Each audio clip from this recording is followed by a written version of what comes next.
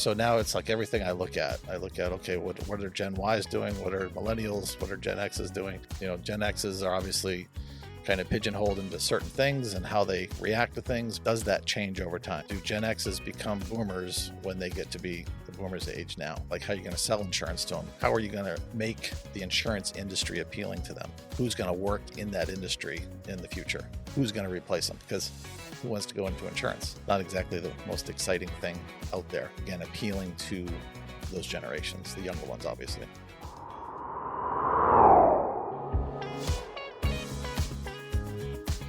So probably the fact that it's Tim and I doing the podcast today, viewers at home might be thinking, are we going to talk about fantasy football? Or hunting. Or hunting. Or fishing. Fishing or hockey. Or hockey. We talk a lot about hockey. We do talk a lot about hockey. But, Bruins aren't doing great, so it's kind of a sore subject right now. How was your playoffs going? Also not great. So for those who don't know, I play in a rec league. We won the cup last year, and we're in the game for the bottom spot. So, yeah, real quick reversal in fortunes. First to last. Yeah, we just didn't want it. Yeah, no hunger. The hunger was out. No fire in the belly. We took the 2-week off season and went to the beach, and then we were just, didn't have it. You may have noticed we took a little bit of a hiatus at the beginning of the year.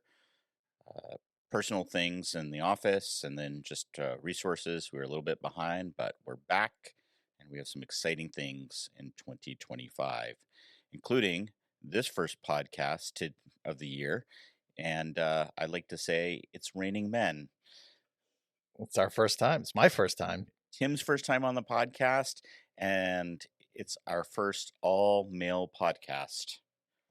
It's a landmark. Yeah, so I'm sorry for all the people that are just stopping right now when they realize Christy is not on the podcast today and just feeling like they've been robbed. I get those feelings. I hope everyone's not too surprised and shocked by this. Actually, I think what we are going to talk about today is really specific to what we do at C Point. I know people follow us for a variety of different tips, a variety of different industries that we work with. But specifically, Tim and I just got back from PIMA in Clearwater, Florida, their winter conference, and thought it'd be a great time to talk a little bit about insurance affiliate marketing. So, Tim, do you know what PIMA stands for? I believe it stands for Professional Insurance Marketers Association, or marketing. Yeah, I think so too. It's really funny is I just went on PIMA's website and I was like, I need to double check what PIMA stands for. Mm-hmm. And I could not find it anywhere on the website. It's not on their website? No. I know I Googled it like a year ago and that's how I found out. Yeah. Because I could never remember what the P stood for. Yep. Professional. Like us. Yep. Yeah. So yeah, it's interesting. PIMA, great organization for what we work with in insurance marketing. So in insurance marketing, we think about how do people buy insurance, and sometimes you have your local neighborhood agent, right? Mm-hmm. Who shows up at your kids' soccer games, hockey games, maybe. I don't know what local agents do anymore. Do you? No, I don't know what they do. I guess they probably have an office, but nobody ever goes to it anymore. Probably right about that. Yeah. I say that, but my wife works in insurance at a traditional agency. Yeah, but does anybody go and say to her office and say, Amanda, I want insurance? No, nobody ever does that. Yeah. No, they call, they do Zoom meetings. Yeah, you don't need to travel anymore. Yeah. But so with that insurance, that's one way. Also have people buy their insurance online through just faceless self-service. But what we've worked a lot with is affinity marketing. So it's kind of interesting is, Tim, what comes to your mind when people talk about affinity marketing? The word that comes to mind is middleman. So there's a middleman, or really it would be like a company that's in between that sells the insurance for, and behind that is a larger carrier like Prudential or these big names, Allstate, whatever it might be. They're the ones providing the insurance, but there's somebody in between that is the actual one selling it. Right. So you may have heard that expression affinity marketing, and usually when it is used in a broad context, it's kind of a buzzword right now where a lot of people feel like they're getting into this thing where they're going to promote on their social channels a product or an object or service, and they're selling that. And there's a lot of like kind of quick get rich quick schemes right now about affinity marketing. So just wanted to kind of mention like what we're talking about is something very different, and the idea of that expression of you have affinity for something, well, you have you're drawn to it, you're connected with other people to an idea. So we think about affinity groups. It could be something like Tim could be. Is there like a national fishing association? Oh, there's many. Many. Trout Unlimited. There's North America Sportsman's Angler Society. Of course, BASS, Bass Angler Sportsman Society. Yeah, you name it. There's probably one for it. I was like, I wonder if there's like the NRA of fishing. So I guess there Oh, are. there's Yeah, tons. there's tons of them. Yeah, it's very specific. Yeah. So you think about that. Tim loves fishing, as you can tell. He knows all those associations. The idea is that you're connected to an association, whether in some cases it's a leisure association, like you love fishing, maybe you love hunting and you're an NRA member. But oftentimes those associations are also connected by your profession. So, like, what would be some of those, Tim? Associations for your professions. Oh well, there's an association for just about every type of professional. Like if you're, say, a doctor, then you might have an association for the area you work in, but there's also for your specialty. So there's that for. Of course, we work with physicians in that area in the state of Texas, but you carry that over to just about any profession. There would be one for lawyers, it'd be one for realtors, on and on it goes. Yeah. So that's really what it comes down to as far as PIMA and our going down to Florida, that conference. It's really the leaders in that space of insurance, but not just insurance as a product for general distribution, but again, both selling insurance and marketing insurance to these groups, people that have that affinity, whether it's because they work in it as professionals, such as we work with the Texas Medical Association Insurance Trust, and they work directly to provide insurance for physicians. So it's not just the marketing of it, but it's also the product development, because you think about an association has the ability to tailor products for that association, for the needs of the people. They might have specific needs that other groups may not have. Right. Yeah. So there's that, and then there's also the relationship that they have with them. So there's a certain level of trust. So when they're part of this association, um, as you mentioned, they're more familiar with it, but they'll be more apt to buy something from them because they already have that relationship. Whereas they're not just starting anew from some faceless company. Yeah.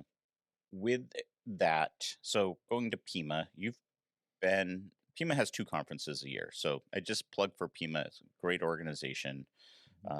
They do not only a lot of education in between, but they put on a biannual, really excellent in-person programs. And how many have you been to at this point? I've been to 3 now. 3. So I know we took Courtney to her first PIMA. Yep. And she was super excited. What were your highlights from this winter PIMA?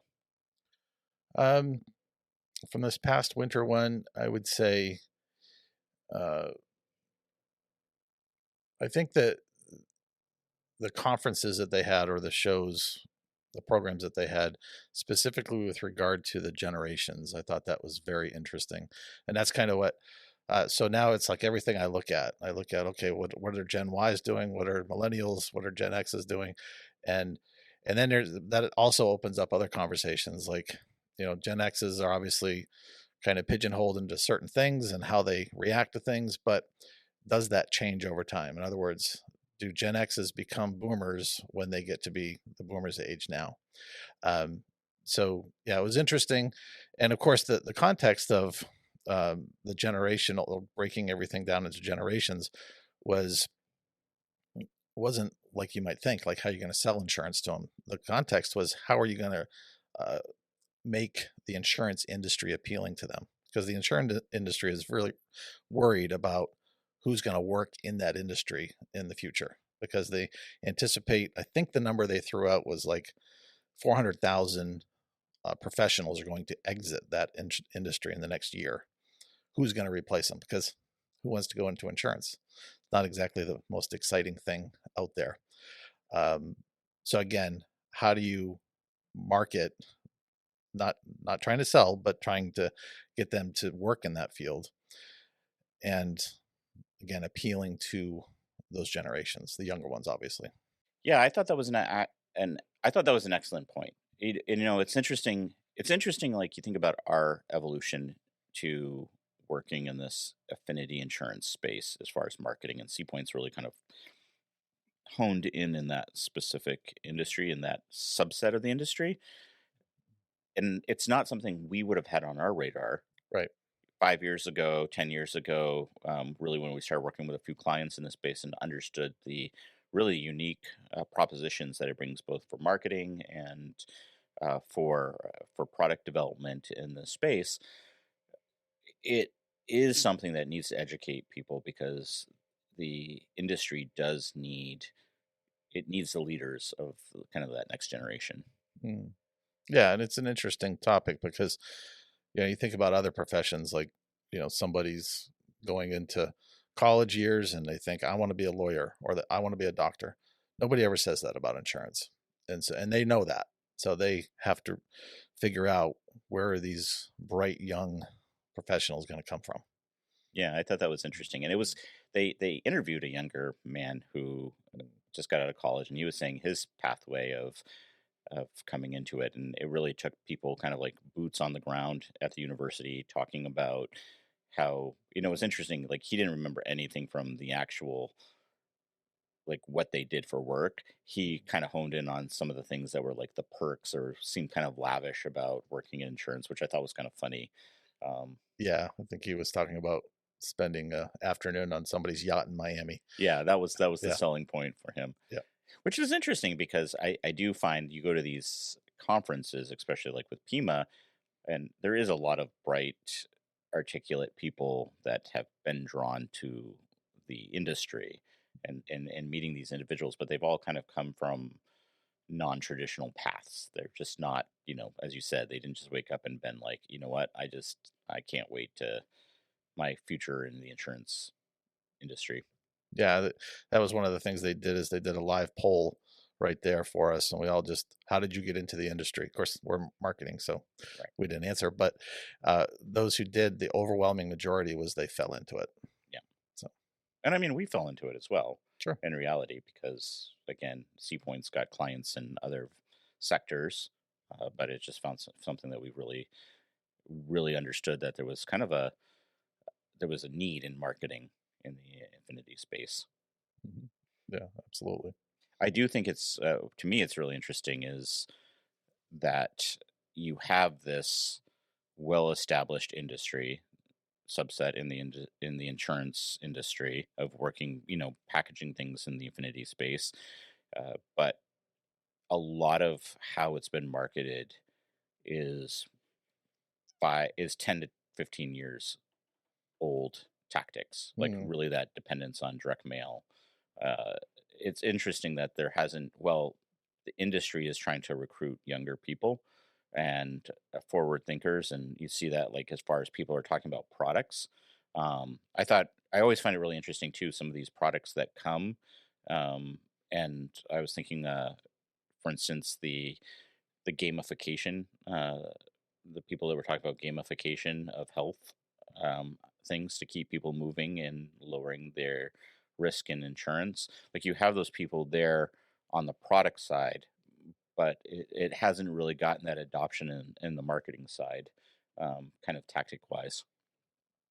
Yeah, it's all very interesting.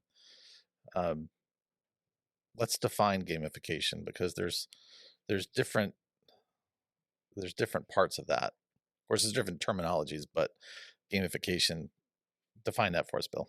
So in this context, there's vendors that have been talking about, for instance, activities. Again, health insurance, the risks of your lifestyle. people that are just behind the desk. So the idea that, hey, if you hit a certain amount of walking points, like turning into app into a game, really it's the motivate us as the end user to do something, not because we're being told to, but the incentivization. Like, I think most of us have our smartwatches, and mine yaps at me Stand every up. Time stand to up, stand up. go take walks. You haven't walked enough, and and I like it. Kind of, I feel resentful for it sometimes, right? Like, don't tell me what to do. Watch. You're not the boss of me. But, that idea of turning it into a game, like now you're competing or now you're trying to, reach a certain rewards. It's like turning in your health into Candy Crush. Yeah, exactly. Yes. So, PIMA, uh they've been a great partner. Really enjoyed them as association. Um I think that, they put on some really top-notch programs. So, this summer is their 50th Kansas City. in Kansas City. So, It's where it started. That's why, not because Kansas City is an exciting place. Not that it isn't, oh, come on. but Kansas City Tourism Board, we're yeah, here for you. yeah, exactly. Yes. But that's where PIMA started, so they go back to their roots for their 50th. Yes. So it was kind of, I think everyone was like, where are we going to go for summer PIMA? And thought it'd be some like exotic location. And then it was like Kansas City. Kansas City, yeah. I know one of our clients was hoping it would be in Hawaii, but it's in Kansas City. Yes. So, all right. But if you were going to give a quick elevator pitch, maybe somebody who works in insurance, maybe has an affinity group, like, let's talk TPAs, right? Third party administrators that may not engage with PIMA. What would be your sales pitch to tell people to come to PIMA this summer? Come to PIMA. So, yeah, PIMA is all in one place, and what you'll see at PIMA is obviously there's different people. You have the carriers, you have marketers like us, and you have the affinity um, folks themselves, the entities. But you also have the people. Some of them are TPAs. Others just have a new product that they're trying to sell, and they're there, and that's primarily why they're there. And you can pick those guys out of a crowd. They're out there. They've got an agenda and they want to sell, but that's really not what PIMA is all about. PIMA is really for networking, so you can get a broad overview, and so you can see all of those different levels of it. And it's just and you'll have people that are in direct competition with one another, but they sit there, they bounce ideas off one another, the collaboration, and really that's what PIMA is all about. Yeah, that's, I think, what I've really enjoyed about it as well. We've been involved in PIMA, I think, about 4 years now. That as a group of professionals, again, they're competitors, and yet everyone is extremely welcoming. There's not a lot of ego involved. Everyone's willing to help each other out. Um, and I just find it a very unique structure that they have there. And I agree with you. It's kind of funny because you get like that occasional person who's very like they showed up to sell, like a salesperson, and they're very, very aggressive, even like meeting people, and it's almost like it's a little jarring because that's not the feel of it. Yeah, that's not the vibe. And especially if, just to warn people, if you're going there for the first time, sometimes what they do, or most times what they do, is the first breakfast that they have the first timers table. And so you go, you sit there, and you're kind of nervous because if you're early like me, you'll be the only one sitting there. But everyone, like you said, is very welcoming. They'll come up, they'll approach you, even if they're not a first timer, they'll see that you're sitting there by yourself, and they'll come and say hi, introduce themselves. And like you said, they're very welcoming. They're not just trying to sell something or have some sort of agenda. They just want to meet everybody there. It's such a great. We talk about networking. Not just networking of meeting people that may have a business opportunity for you. I think just the overall networking of meeting people that are extremely seasoned, a lot of C-suite in the insurance space that have years and years of experience. And it's a very unique situation where you're able to get some one-on-one time to like the growth of it. I think it, to me, has really been the most valuable part about it. Yeah. Yeah, I can definitely see that. And it's not all about work. Obviously, that's your focus, but there's an opportunity. They have an app where you can put in your personal interests, and then you can sort everybody there with that interest. And I had a guy looking me up that noticed that I was a fly fisherman, so he wanted to get together. I looked for him forever. I never did find him, but we had gone back and forth quite a bit about where we were. So there's lots of opportunities even for that sort of thing. Yeah, totally agree. And also, it wasn't bad to go to Florida in January. Absolutely, yes. Absolutely. We had some nice weather. The water wasn't warm, but the water was not have warm. Some warm. Nice days. Yeah, but at least not to have all the snow that we got hit up here in the Northeast this winter. It's nice to get to Florida in January, that's for sure. Yeah, so good job, PIMA, not scheduling a January in Michigan, PIMA. Exactly. Next year's Cape Coral, so yep, another Florida one for the winter. Hopefully even warmer. Yep. So, all right. Well, I think we did a nice. I think we did a justice to a review of our PIMA conference this winter. I think so. I think everybody gets a much better idea of what the conference is all about.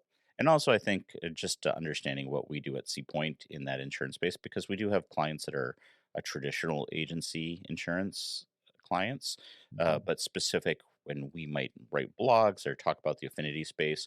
I thought it was a good opportunity for us to talk about kind of that demarcation that when we talk about affinity marketing, we're not talking about what many people have in mind of this idea of like drop shipping on Amazon and using their social channels to promote these things, or kind of that idea of the get rich quick idea. What we're talking about is a very specific group of insurance marketing and tactics, and it's very different things. Yeah, absolutely. So, well, thanks for joining us today on our All Things Insurance Marketing episode in our also getting Tim on his first podcast. Yeah, it's about time. They've been hiding me in a closet all these months, but I finally got in front of the camera. Disappointed it wasn't Christy interviewing Tim, but I have a feeling that's coming up at some point. Okay. I don't know what we're going to talk about, but we'll find something. Yes. Yep. We're going to be talking all about account management. Maybe we get you and Courtney and you guys can hash out like account management. Yeah. Maybe when Mark's here, the three of us could jump on. That would be great. Yep. Yep. We should do that. The accounts team. But just as a note with that, thanks for those who are tuning in and we're wondering maybe what happened to us the last couple months. Just to let you know, we do have a lot of exciting things coming up in the podcast this year, both talking about tactics in marketing and then what agency life is like. And for the first time, we're going to actually do a podcast on the road this spring. Christy and I are going to film a podcast in France. Oh, my goodness. That's right. Yes. That's perfect. We plan on eating baguettes with berets. And you got to wear a beret, both of you. Yes. And put in the comments any other French stereotypes you'd like us to include in our French podcast. And it's going to be awesome. Yeah. Looking forward to that one. Yeah. All right. Till next time, everyone. Bye, everybody. FreeDive Podcast. It's the end. No, it's not. There's more. There's always more. Don't be sad. You can catch our full video interviews on our YouTube channel. Come find us. And don't forget to subscribe, like, and share with your friends so that we're not sad. And follow us on TikTok. And Instagram. It'll make your day happier, promise. And we'll know if you do. Until next time.